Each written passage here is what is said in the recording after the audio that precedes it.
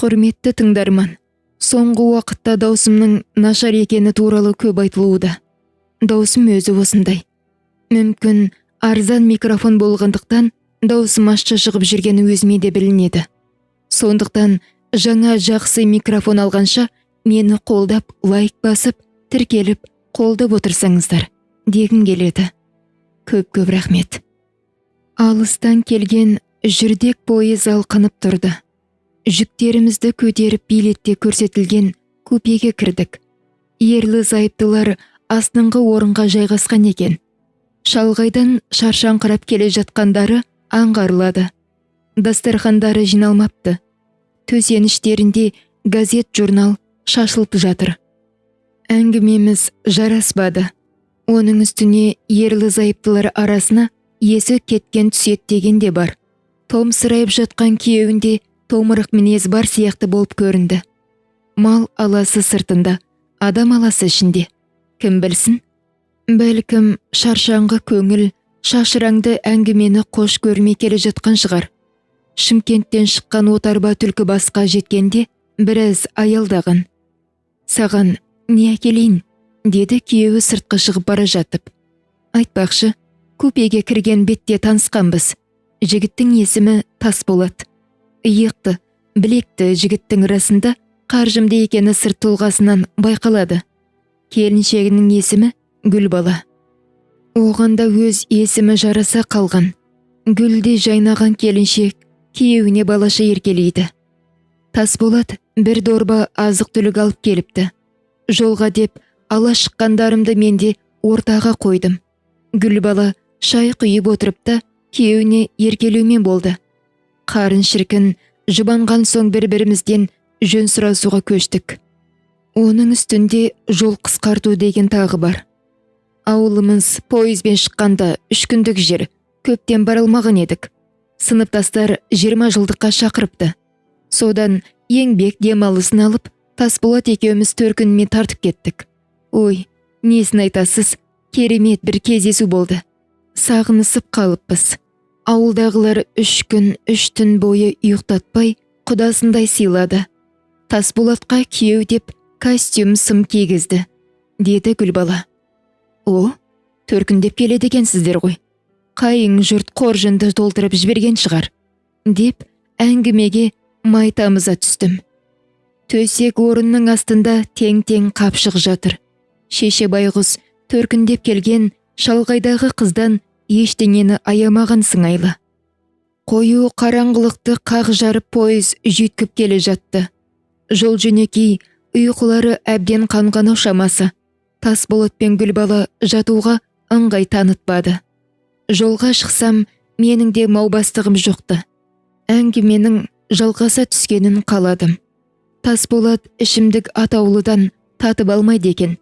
Алматыға түсе салысымен тығыз шаруаларым алдымнан шығатындықтан ішімдіктен менде тартыншықтап келе жатқанмын.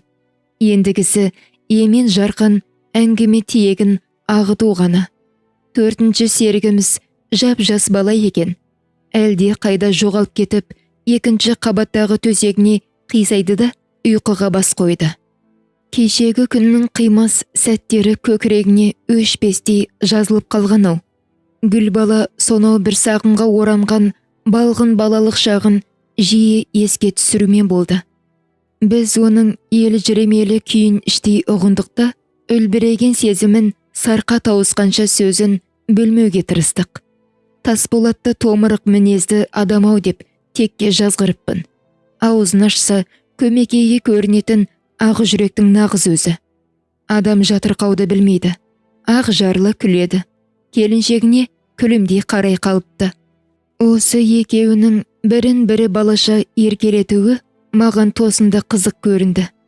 Бір-біріне деген ыстық сезімдері суынбаған қандай бақытты жандар деп сүйсіндім. Гүлбала аузын әнтек ашып жымия күлді. Оның бір қызық әңгіме айтқысы келгенін түсіне қойдық. Біздің сыныпта Жақыпбеков деген бір оқушы болды, деп бастады Гүлбала. Сабақты нашар оқитын. 10-шыны бітірерде тарих пәнінен имтихан тапсыратын болдық. Кезек Жақыпбековке келді. Мұғаліміміз бір аяғын сылтып басып жүретін кісі еді. Көбіне қолынан таяғы түспейді. Қаталдығынан қаймығатынбыз. Тақтаға Жақыпбеков шықты. Фамилияң кім? Жақыпбеков. Билет нөмірі 37. Жарайды, баста, Батыр. Бірінші сұрақ Лениннің комсомолдың алғашқы сезінде сөйлеген сөзі. Ленин революционер. Ол патша өкіметін құлатып, кедейлерге теңдік алып берген. Ленин бізге оқы және оқы деген. Кіріспеңе келістім. Енді сол Ленин атаңның жастардың алғашқы бас қосуында не дегенін айт, деді ағай. Ленин ата. Күн көсем жастарға оқыңдар деген. Иә, оқыңдар деген. Ағай, күн көсем солай тұп-тура оқыңдар деген. Съезде тәрбиелі болыңдар, үлкенді сыйлаңдар деді. Түсіпбек ағай журналдан басын көтеріп алды да, Ленин ата жастар алдына қандай міндеттер қойды, деп сұрады. Ленин атаның жастар алдына қойған міндеттеріне келсек, ол кісі оқыңдар деген. Сен өзі көбірек оқып жібергенсің ау шамасы. Екінші сұраққа көш, деді Түсіпбек ағай сәл түнеріңкіреп. Екінші сұрақ. 18 ғасырдағы Сібір. Ағай, білесіз бе, 18 ғасырда да Сібірде қатты суық болған. Орманның ішін сірескен қалың қар басқан. Су мұз болып қатқан. Адамдар ит жеккен шанамен жүрген. Орманның арасында мынадай. Жақыпбеков қанатын жайып қомпия қалды. Аюлар жүрген, ағай. Не дейсің? Мынадай аюлар жүрген деймін. Жақыпбеков қос қанатын жайып қайтадан қомпия қалды. Ағайдың ашуы мұрынның ұшына келді шамасы. Өзің аюсың деп, таяғын Жақыпбековке қарай бағыттады. Жақыпбеков жалмажан сақтық шарасына көшіп тұра қашты. Абырой болғанда таяқ мүлт кетті. Содан бері Жақыпбековті аю деп атаймыз. Осы аю досымыз бүгінде үлкен құрылыс компанияларының бірін басқарады. Өзі де аю сияқтанып дөңгеленіп алыпты, деп аяқтады әңгімесін Гүлбала. Расында, қызық әңгіме екен, деп рахаттана күлдім. Тасболаттың күнделікті естіп жүрген әңгімесі деймін. Езу тартумен ғана шектелді. Мен Гүлбалаға тағы бір әңгіме айтыңыз дедім. Қандайы?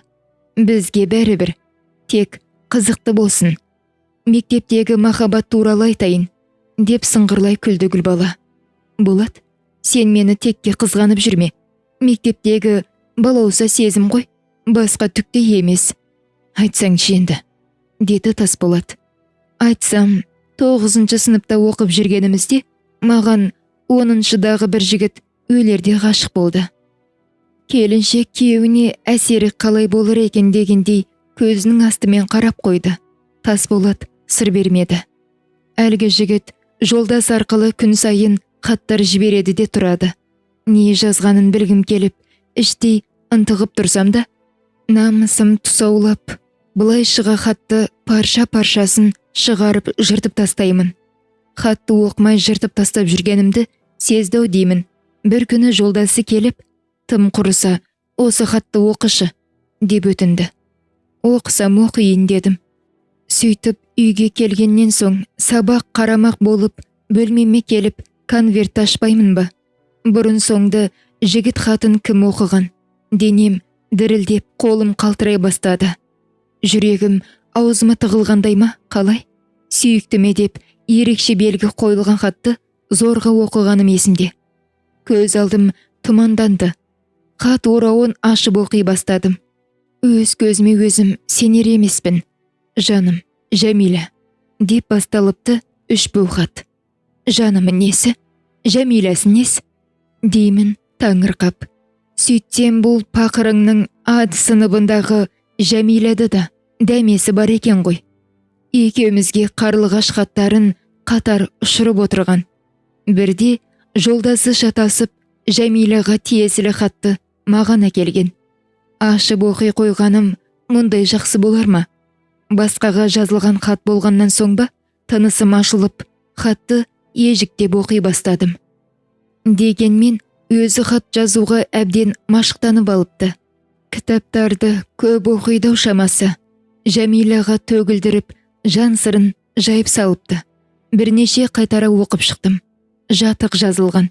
Парақтың бос жеріне Жәмилаңмен жарасты бол.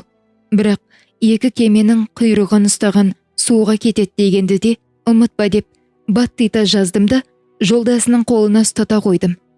Жауап келді әйтеуір деп қуанса керек, әлгі ғашығым хатты жалмажан ашып оқыпты да түнеріп сала беріпті. Содан бері бұл пақырың мені көрсе қашқақтап жүретін болды. Кім білген, жаңылыспай хат қолыма тура тигенде балғын жүрек оның сезіміне бағынғандай да еді. Кейіннен сол жігіт үріп ауызға салғандай әсем бір қызға үйленді. Өкініштісі артынша ажырасып кетті деп естідік. Деп аяқтады әңгімесін келіншек. Тасболатқа көз қиығымды жүгірттім. Аздап қызыл қошқынданыпты. Бәрібір саған бұйырдым ғой, деп бұртиды Гүлбала. Маған Тасболат өкпесін тез ұмытып, жадырағандай көрінді. Желде ескен жүйрік пойыз жер апшысын қуырып, зымырап келеді. Жол бойындағы бағана шамдары әйнекке шағылысып, бөлмеге түрлі сәуле себезгілейді. Алыс күндердің арайлы таңдары аңсарлы бақыт ұсынып тұрғандай, ертеңімізге асығатын әдетіміз ғой. Жатудың қамымен сыртқа шықтық. Гүлбала жатар орында реттемек болып, іште іркіліп қалды. Дәліз қара барқыттанып тұр екен. Әйнектен қалмай жанасып, қара қошқыл ағындай зулап қалып бар жатқан тал теректер көрінеді. Сонау алыста малшының ба, әлде дала қосының ба оты жамырайды. Тіршілік шіркін қашанда алға талпынады ғой. Мына зымыраған пойыздай зырлауық көңіл алыстарға самғайды. Иә, жер басып жүргендердің барлығы да тіршілік отының маздай беруі үшін күреспей ме? Алыстағы ағараңдаған сәуле мені де тұңғиық ойға жетеледі. Тасболат екеуміз тамбурға шықтық. Ол темекі тұтатты. Сөйлесіп, ұзақ тұрып қалдық. Аға, осы келініңізбен тағдыр тоғыстырғалы бері 4 құбылам түгелденгендей. Бір көргеннен құлай сүйдім. Әлі де сүйемін. Менің жанымды Гүлбаладай түсінетін мына әлемде ешкім жоқ, деді Тасболат темекі түтінін құныға жұта тұрып. Ақылда да мекені көрініп тұр, дедім. Басқа сөз аузыма түспеді. Қайтып келсек Гүлбала жатып қалыпты. Көрпе тысынан оның тоят төсінің бір көтеріліп, бір басылып жатқаны анық байқалды. Таңертең тұрсақ, пойыз Алматыға жақындап қалыпты. Қара түнектің көбесі сөгіліп, айналаға ақ нұр себезгілей бастаған. Купенің терезесін ептеп ашып қойдым. Таңғы шықтай таза ауа тынысымды ашты. Қалаға әлі кіре қоймаппыз. Боз жусанның иісі бой-бойымды аралап өткендей жеңілдеп қалдым. Жастық шағымның ең бір жалынды күндерін өткерген ару Алматы менің де сағынышым.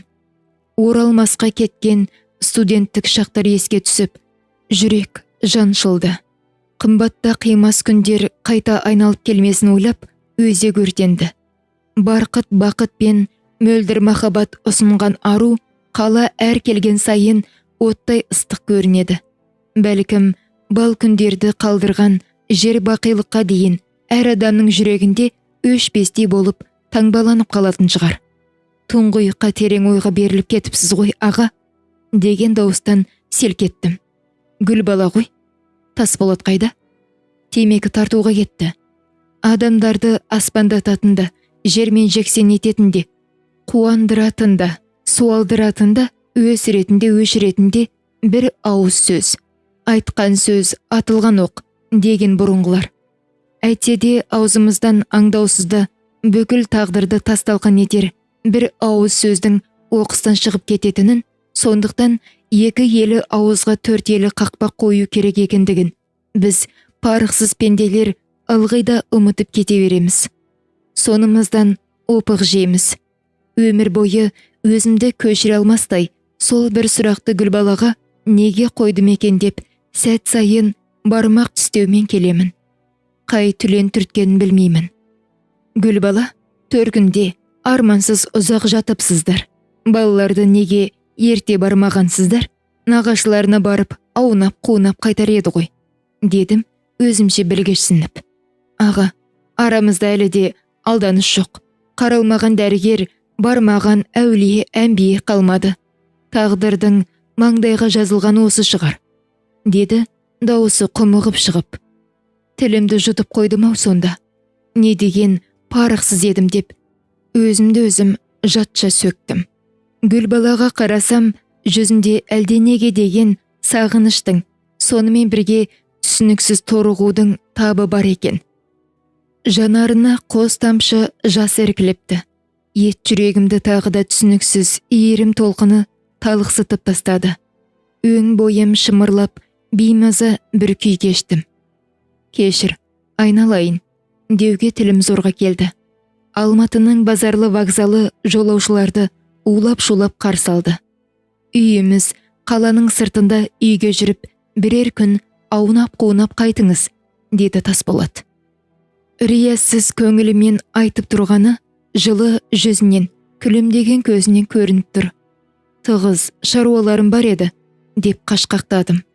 Ешқандай қымсынбай, үйге келіңіз, деп Тасболат қалта телефонның нөмірін жазып берді. Гүлбала екеуміз қуана қарсы аламыз. Уақытым болса, хабарласармын. Қош аға, саулығыңызды тілейміз. Хабарласыңыз, күтеміз. Жүктерін арбаға тиеп қолтықтасып алған жұбайлар, құмырсқадай қаптаған адамдар иіріміне бірте-бірте сіңіп, көзден тасалана берді. Сапырылысқан сан мыңдаған жүргіншілер арасында жалғызсырап, жаным жаншылып келе жаттым. Өң бойымды қай сезім серпілісі толқытқанын білмеймін. Жүрегім езіліп, кеудеме бір өксік тығылды. Алматының өтпелі жаңбыры себелеп өтті. Әңгіменің соңы. Каналыма тіркеліп лайк басып, әңгімені қолдай отырыңыздар. Тыңдағандарыңыз рахмет.